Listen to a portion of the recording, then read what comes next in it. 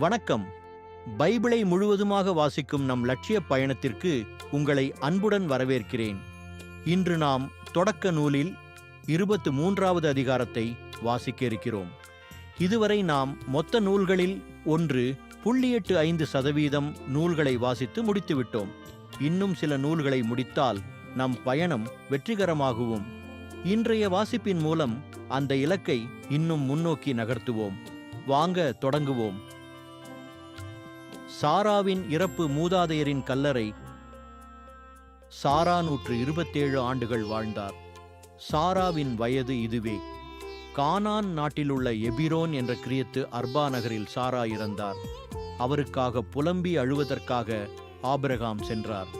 பிறகு சடலம் இருந்த இடத்தை விட்டு அவர் எழுந்து இத்தியரிடம் சென்று சொன்னது, நான் உங்களிடையே அந்நியனும் அகதியுமாயிருக்கிறேன். என் வீட்டில் இறந்தாரை நான் அடக்கம் செய்வதற்கான கல்லறை நிலத்தை உங்களுக்குரிய சொத்திலிருந்து எனக்கு விற்றுவிடுங்கள் என்று கேட்டார்.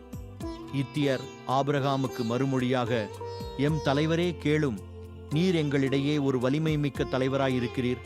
எங்கள் கல்லறைகளில் சிறந்த ஒன்றில் உமது வீட்டில் இறந்தாரை அடக்கம் செய்யலாம். வீட்டில் இறந்தாரை தன் கல்லறையில் நீர் அடக்கம் செய்ய எங்களுள் எவனும் மறுக்க மாட்டான் என்றனர்.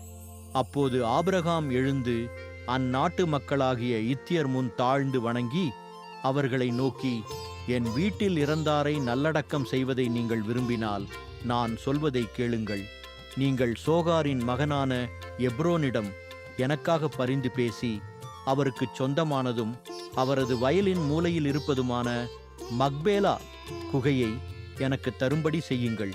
உங்களிடையே எனக்கு உடைமையான கல்லறை நிலம் இருக்குமாறு முழு விலைக்கு எனக்கு அதை விற்றுவிடும்படி கேளுங்கள் என்றார். இத்தியனான எப்ரோன் மற்ற இத்தியரோடு அமர்ந்திருந்தான். அவன் நகர வாயிலுக்கு வரும் இத்தியர் அனைவரும் கேட்கும்படி ஆபிரகாமை நோக்கி, வேண்டாம் என் தலைவரே, நான் சொல்வதை கேளும். நிலத்தையும் அதிலுள்ள குகையையும் உமக்கு நான் கொடுத்து விடுகிறேன். என் இனத்தார் முன்னிலையிலேயே அதை நான் உமக்கு கொடுத்து விடுகிறேன்.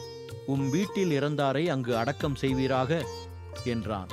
அப்போது ஆபிரகாம் அந்நாட்டு மக்கள் முன் தாழ்ந்து வணங்கி அவர்கள் கேட்கும்படியாக எப்ரோனை நோக்கி, நான் சொல்வதை தயவு செய்து கேளும். நிலத்திற்கான பணத்தை தருகிறேன், பெற்றுக்கொள்ளும். அப்பொழுதுதான் என் வீட்டில் இறந்தோரை அங்கு நான் அடக்கம் செய்வேன் என்றார். அதற்கு எப்ரோன் ஆபிரகாமை நோக்கி, என் தலைவரே, என் வார்த்தையை கேளும். நீர் கேட்கிற நிலம் 400 வெள்ளிக்காசுகள்தான் பெறும். நமக்குள்ளே இது என்ன? வீட்டில் இறந்தாரை அடக்கம் செய்து கொள்ளும் என்றான். எப்ரோன் சொன்னதற்கு இசைந்த ஆபிரகாம் இத்தியர் முன்னிலையில் பேசியபடி 400 வெள்ளிக்காசுகளை அன்றைய வணிக வழக்கிற்கேற்ப நிறுத்துக் கொடுத்தார். இவ்வாறு மக்பேலாவில் மம்ரே அருகில் எப்ரோனுக்கு சொந்தமான நிலமும் அதிலிருந்த குகையும் நிலத்திலும் அதன் எல்லையைச் சுற்றிலும் இருந்த எல்லா மரங்களும் நகர வாயிலுக்கு வரும் அனைத்து இத்தியர் முன்னிலையிலும் ஆபிரகாமுக்கு உடைமையாயின.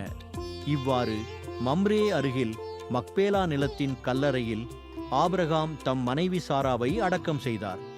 இதுவே கானான் நாட்டில் இருக்கும் எபிரோன். இவ்வாறு அந்நிலமும் அதிலிருந்த குகையும் இத்தியரிடமிருந்து ஆபிரகாமுக்கு உடைமையான கல்லறை நிலமாக உறுதி செய்யப்பட்டது.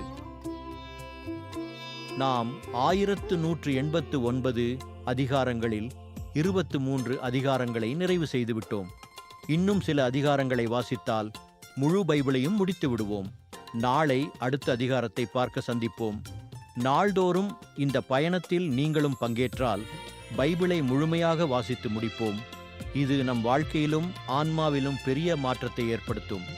இந்த பயணம் உங்களுக்கு நம்பிக்கையையும் சமாதானத்தையும் கொடுத்தால் இந்த வீடியோவை லைக் செய்யவும் சப்ஸ்கிரைப் செய்யவும் மறக்க வேண்டாம்.